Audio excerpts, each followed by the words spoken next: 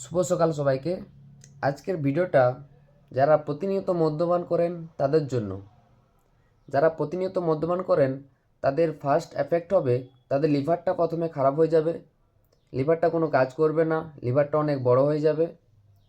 এর ফলে কি হতে পারে, আপনার পেটে বা অ্যাবডোমেনে প্রচুর জল জমতে থাকবে, পেটটা ফুটবলের মতো ফুলে যাবে।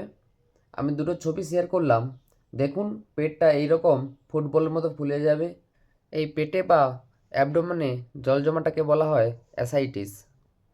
আস্তে আস্তে পায়ে হাতেও জল জমতে শুরু করবে, ফ্লুইড জমতে শুরু করবে।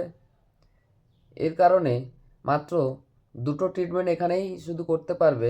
এক হলো প্রতিনিয়ত জল বের করা, আর একটা হলো লিভার ট্রান্সপ্ল্যান্ট করা। এটা খুব কস্টলি এবং খুবই খরচ আর খুবই বিপজ্জনক। তাই যারা প্রতিনিয়ত মদ্যপান করছেন তিনারা একটু সাবধান হয়ে যান। আপনারাই বিচার করুন এরপর আপনারা মদ্যপান ছাড়বেন কি আমার ভিডিও দেখা। এই ভিডিওটা প্রচুর প্রচুর পরিমাণে শেয়ার করুন, এটা খুব গুরুত্বপূর্ণ ভিডিও।